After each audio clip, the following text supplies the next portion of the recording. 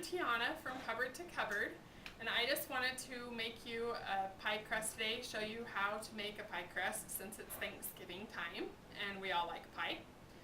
The things that we need to make a pie crust are, first we just need a pie pan. If you have a pastry blender is a great thing, but if you don't, 2 butter knives works just as well. Of course, a rolling pin.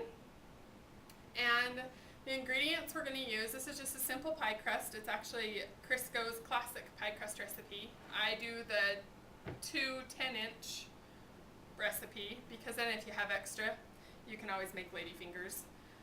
You're going to need 2 2/3 cup of flour. And then to that, we just add a teaspoon of salt.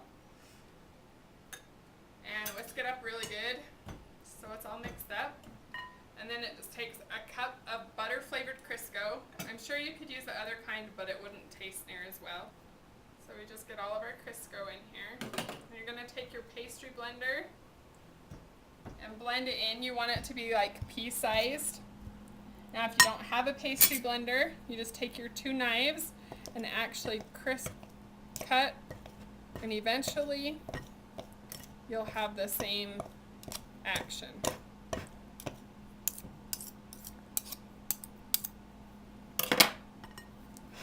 Just want to blend it until it's all blended in and the crumbs are about pea-sized.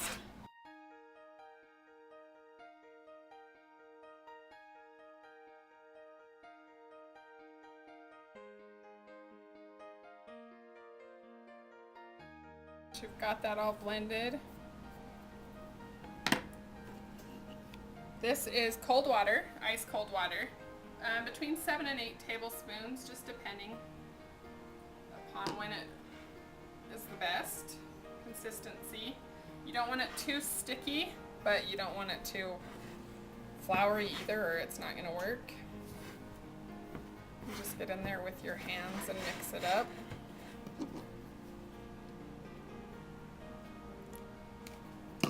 Obviously, if you were to use warm water, it would melt your butter, your shortening. So things wouldn't go together real well.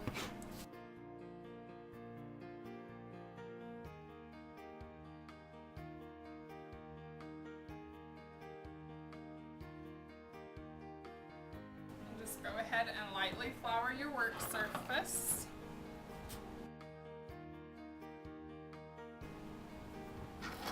And then you're going to split your ball of dough because it's a double crust. So either do 2 bottom crusts for cream pies or pumpkin pies, or it works great for a top and a bottom crust. Just gently pat it down. There's several ways you can do this.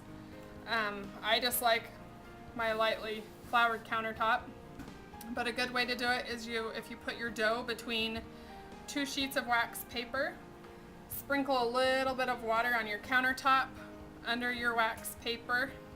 It'll hold it there so it won't slide.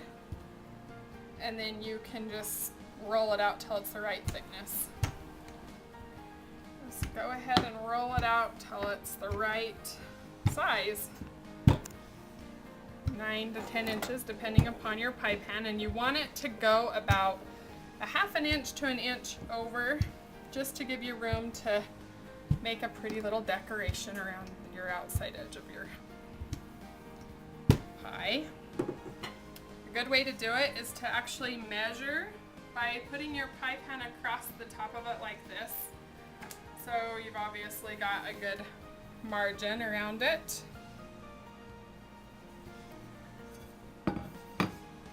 Now to take it off your countertop, I like to fold it in half. Remember, you can always patch it once it's in the pan. You need to. And fold it in half again. And just place that V right in the center of your pan and unfold it.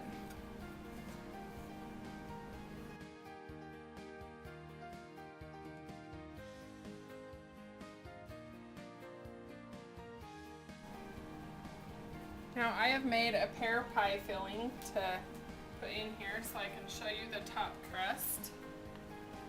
Just go ahead and put your filling in. And we'll set that aside while we do our top crust.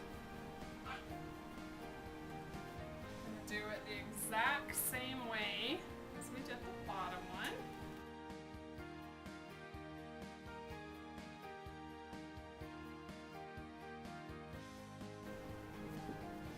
As you notice, I put this in a cast iron pie pan. They are my favorite. They put such a beautiful brown crust on the bottom, but they don't burn, and they are just pretty and rustic. Something that you can pass on to your family for a really long time. Now just go around, and I'm just sticking my finger in there so I can feel where the edge of the pan is. Cutting it to about a 1/2 inch all the way around the crust.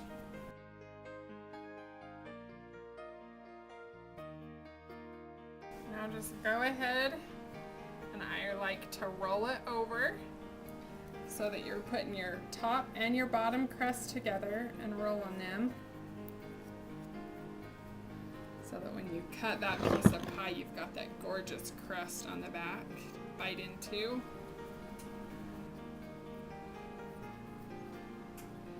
Then I do the whole easy to flute method, finger widths away and just push your thumb in there to give a nice pretty scalloped edge. And then I like to just take and cut pretty little decorations and breather holes for the pie,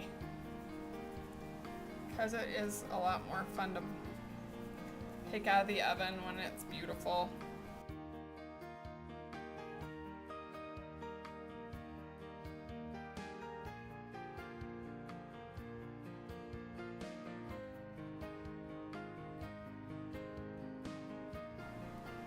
And then I like to take a little bit of sugar and just dust the top.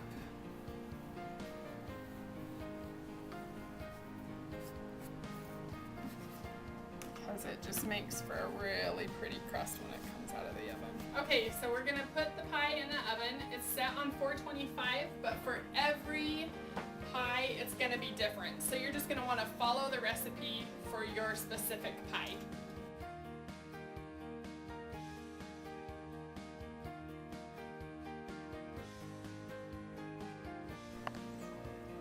All right, so we just got this out of the oven, and it's nice and brown.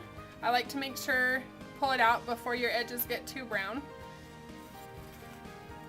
Go ahead, take it out.